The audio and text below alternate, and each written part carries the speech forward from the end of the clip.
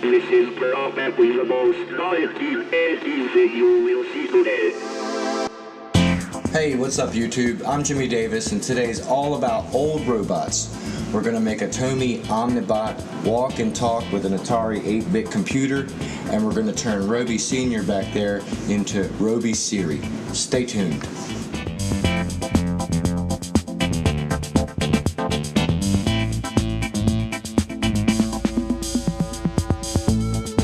So about a month ago I got a visit from a very dear old friend of mine, and we were just hanging out and geeking out about vintage synthesizers and outmoded technologies and all this cool stuff, and he brought up the idea of hooking up AI to one of these robots, and that really got my gears spinning.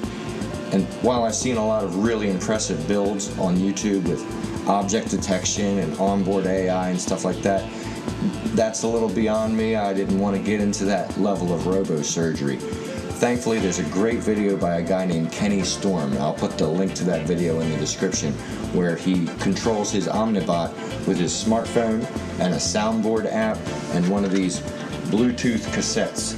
And I just kind of piggybacked on his stuff and was able to record a few sound routines into the iPad, and with the Shortcuts app and Siri, this is what I was able to come up with. Hey Siri, run Protocol 1. And now I have a corporeal virtual assistant. Hey Siri, what's the weather like tomorrow? Expect cloudy skies tomorrow. Daytime temperatures will hover around 73 degrees, with overnight lows around 66. Another beautiful day on Delmarva. I can ask Siri a variety of questions like where I'm working today, what's the traffic like, what's the airspeed velocity of an unladen swallow. It is not a particularly fast flyer, with a speed estimated at about 11 meter per second, 40 kilometer per hour, up to 20 meter per second, 72 kilometer per hour. Well, that's not the answer I would have given, but you get the idea. Anyway, working with this Shortcuts program in the iPad was really reminding me a lot of programming BASIC on a home computer when I was a kid. And between that and wanting a vintage speech synthesizer to be the robot's voice made me come to the conclusion that I had to get an old home computer. I got the Atari 800 here, and write up a program that could hopefully make an Omnibot walk and talk. So I gave myself a little refresher course on BASIC, and I'll tell you, after 35 years, it was a lot like riding a bike. I had so much fun making this program. It was such a joy. That's why I'm making this video, but it was fraught with technical difficulties. I used S.a.m, Atari S.a.m, which is Software Automatic Mouth, as the voice synthesizer, and it sounds great. But this is the first of 3 discs of S.a.m, and this is one of 2 disk drives. I had to kind of Frankenstein 2 disk drives together to make an operational disk drive, and frankly I'm amazed that the thing worked. I even had a dance number set up for Robie Jr. back there, but he's malfunctioning. Okay, I wait. So that can wait. So we've got the hardware, it all works, and we've got this Bluetooth transmitter and this Bluetooth cassette, both which are on the shelf and in stock at your local monolithic monopoly department store. Anyway, let's boot up some discs and jump into it, and I think we ought to start off this montage by asking the question, hey Siri, what is retrofuturism? Retrofuturism is a movement in the creative arts showing the influence of depictions of the future produced in an earlier era. Shall I continue? Yes. If futurism is sometimes called a science bent on anticipating what will come, retrofuturism is the remembering of that anticipation. Characterized by a blend of old-fashioned, retro styles with futuristic technology, retrofuturism explores the themes of tension between past and future, and between the alienating and empowering effects of technology.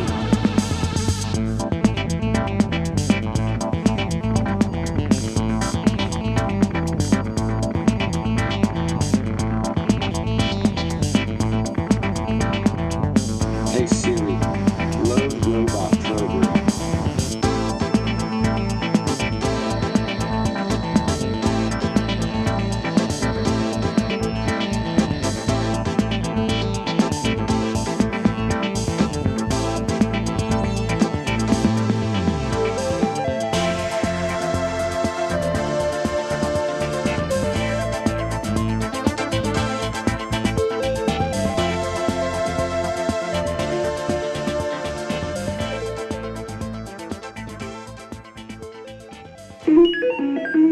Ready.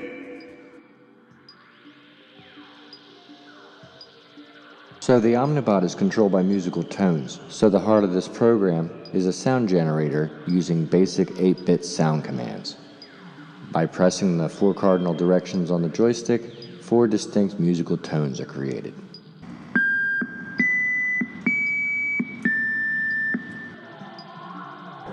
These tones are then transmitted via Bluetooth to the robot's cassette deck, which interprets the tones and compels the robot to move around. I'm also using an electroharmonic silencer pedal to cut out some of the noise from the television set and prevent the robot from spazzing out too much.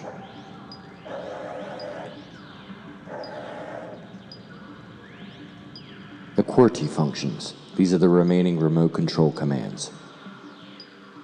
Pressing T and Y produces the tones that trigger the onboard Omnibot sounds.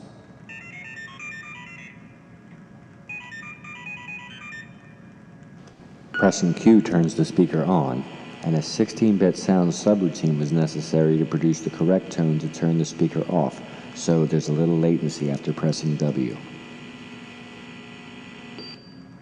Instead of using the robot's tape deck, pressing E turns on the Atari 410 tape player.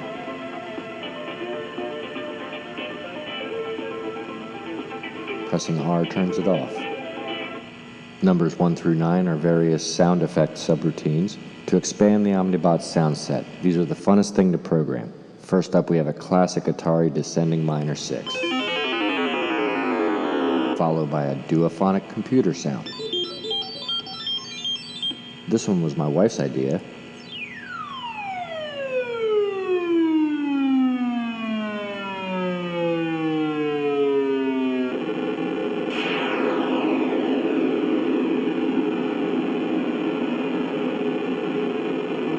This is a random number of random tones. Very handy. And it goes well with this one. Pretty proud of that one. Bitty bitty bitty.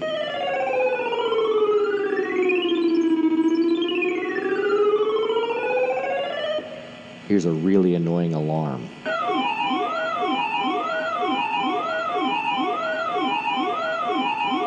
This one's pretty cool. And we save the least for last. Holding the trigger down turns the speaker on, makes a sound effect, and turns the cassette on.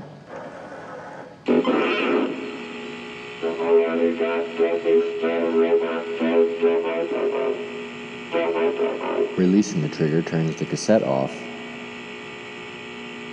and the speaker off.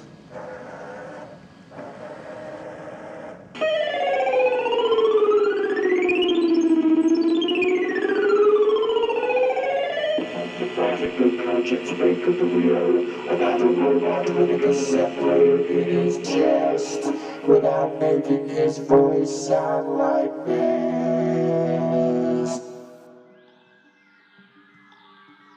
Alright, it's time to make this robot talk.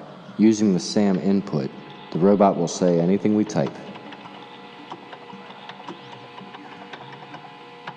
Hello, YouTube viewer.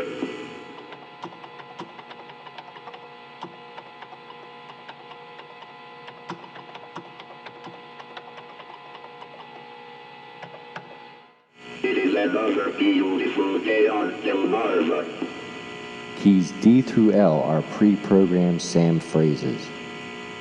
I am an Omnibot, model 5402. Alright, here's number 2.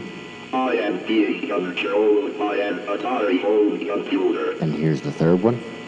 I have been programmed to obey your commands. Very good. Number 4. I am a mindless automaton. Did I write that? I have no will of my own. I am nothing. That's not what it's supposed to say. Oh no, not the annoying alarm. What is going on with this thing? Is this some sort of syntax error? Exterminate. Exterminate. Exterminate. Oh no. Exterminate. I was afraid this was going to happen. Break. Break, break, break, break. Alright, I think that's over with. Now, like I was saying, when you dim a S.a.m string... Hey, take it easy, buddy. I'm your friend here, right?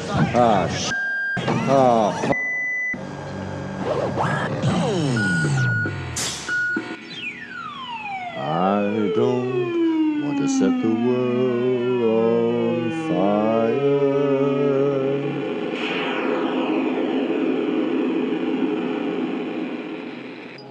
Another fun thing you can do with this setup is you can put the cassette adapter into the Atari 410 and you can have Siri in the Omnibot. Hey Siri, what are the 3 laws of robotics?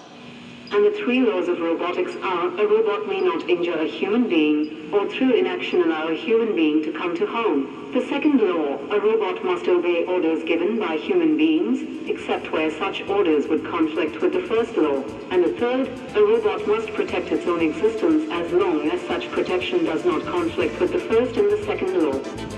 This is from Britannica. Ah, that's better. Thanks so much for hanging with me and hanging out with me for a little bit. If you like the song that was played, well, I don't let Blazer play. I own old Casio keyboards. If you like the content, give us a like and subscribe. Be kind and rewind. Hey Siri, run Protocol 2.